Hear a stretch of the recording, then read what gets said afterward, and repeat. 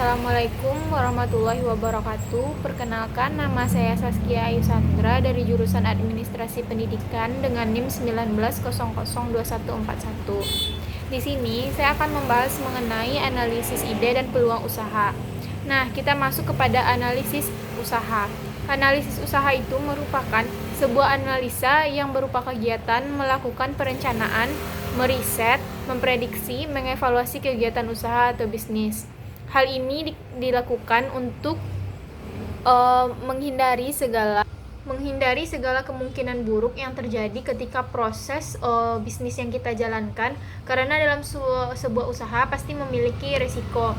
Resiko terburuk tersebut dapat diminimalisir dan diantisipasi dengan melakukan analisis usaha. Nah, analisis ini juga meningkatkan keuntungan dan tujuan utama sebuah bisnis. Nah, analisis ini digunakan untuk mengenal lebih dalam bisnis dari segala sisi. Nah, sekarang kita akan masuk kepada cara melakukan analisis usaha. Bagaimana cara kita menganalisis sebuah usaha itu?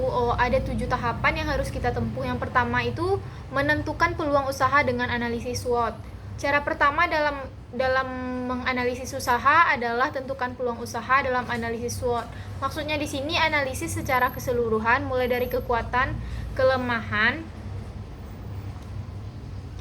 kesempatan, hambatan.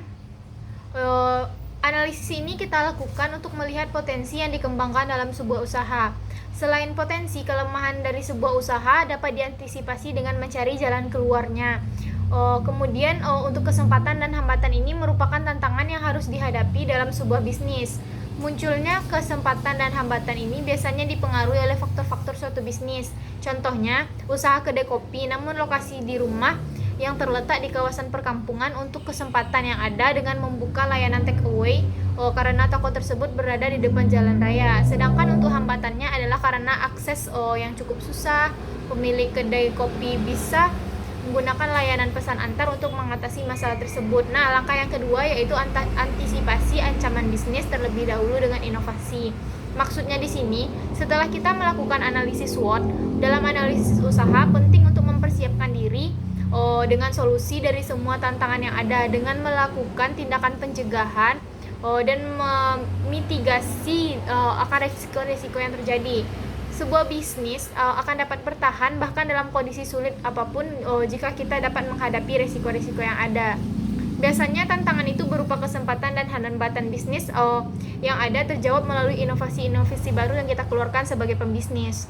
Nah, tahap yang ketiga yaitu tentukan target pasar. Dalam sebuah usaha, menentukan target pasar adalah hal yang wajib dilakukan. Walaupun target pasar adalah sebuah bisnis bisa dalam semua kalangan, namun ada baiknya target pasar dikategorikan berdasarkan tentang umur, pekerjaan, dan minat. Misalnya kedai kopi biasanya target pasarnya kalangan remaja, karena untuk menu-menu tersebut biasanya dipopulerkan oleh kalangan remaja. Nah, tahapan yang keempat yaitu hitung anggaran dana. Dalam sebuah bisnis tentu harus direncanakan anggaran dana yang dibutuhkan dari proses produksi hingga barang sampai ke tangan pelanggan. Hal yang harus diperhitungkan dalam sebuah usaha adalah biaya untuk bahan baku, tenaga, karyawan, biaya pemasaran, biaya energi yang dibutuhkan seperti listrik, gas, kayu, dan lain sebagainya. Setelah kita menghitung untuk biaya produksi, berikutnya adalah menghitung laba yang ditargetkan mulai dari 30%, 50%, bahkan sampai 100% berdasarkan HPP. Kemudian biaya pemasaran dihitung dari pos khusus karena untuk perhitungan biaya pemasaran diperuntukkan untuk menjaring yang lebih besar. Nah, tahapan yang kelima yaitu rencanakan dan lakukan promosi. Langkah selanjutnya itu dapat dilakukan dengan tujuan agar biaya yang dikeluarkan tidak sia-sia, karena promosi dan pemasaran tersebut sebenarnya dilakukan untuk meningkatkan angka penjualan demi menaikkan laba dan yang ditargetkan sebelumnya. Bila promosi dan pemasaran yang kita lakukan tidak terarah dan tidak terencana dengan matang, maka akan menghasilkan hal yang sia-sia dan pemborosan biaya untuk pengeluaran biaya promosi. Nah, tahapan yang keenam yaitu meminta saran dan kritik dari para pelanggan. Saran dan kritik ini akan menambah nilai plus bagi sebuah bisnis, karena pelanggan akan merasa sangat diperhatikan dan bernilai bagi sebuah bisnis. Saran dan kritik pelanggan ini biasanya akan menjawab tantangan bisnis yang ada sekaligus menentukan strategi perkembangan bisnis yang lebih baik. Selain itu, dengan kita meminta kritik dan saran dari pelanggan, biasanya akan meningkatkan brand awareness sebuah bisnis di masyarakat. Yang tahapan yang terakhir itu lakukan evaluasi setiap bulan. Nah, dari semua poin analisis tadi, jangan lupa untuk melakukan evaluasi setiap bulannya. Evaluasi ini dilakukan mulai dari produksi, distribusi, pemasaran, dan penjualan. Tak lupa juga evaluasi dari pelanggan berupa kritik dan saran yang membangun juga harus diperhatikan demi keberlangsungan usaha. Nah, selanjutnya kita akan masuk kepada tujuan. Apa sih tujuan dari analisis usaha ini? Nah, tujuan dari sebuah analisis usaha ini adalah untuk mengidentifikasi kebutuhan bisnis dan menentukan solusi untuk masalah bisnis. Analisa ini juga berfungsi sebagai acuan bagi pengusaha untuk mengambil keputusan tentang usahanya.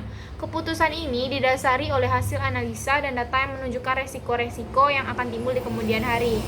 Selain kita melakukan analisis ini juga akan menunjukkan kelebihan yang dapat menjadikan kekuatan dalam sebuah bisnis, serta hasil analisis juga menampilkan kekurangan yang dapat diminimalisir dengan mempersiapkan solusi dari kelemahan bisnis tersebut.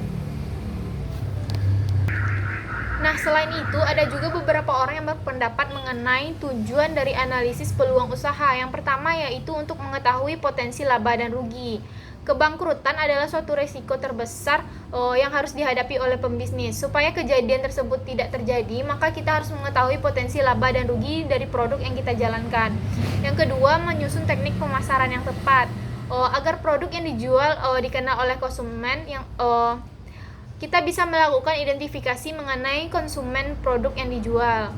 Setiap produk memiliki karakteristik konsumen yang berbeda-beda. Untuk itu, strategi yang kita gunakan harus tepat.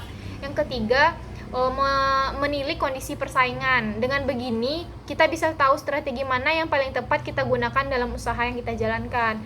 Yang keempat, mengetahui produk atau jasa yang banyak dibutuhkan. Untuk bisa tahu produk atau jasa yang dibutuhkan oleh kebanyakan orang, tentu kita harus melakukan survei konsumen. Yang selanjutnya, meminimalisir kerugian. Dan yang terakhir yaitu validasi bisnis layak kita jalankan. Baik, sekianlah materi yang dapat saya sampaikan mengenai analisis dan peluang usaha.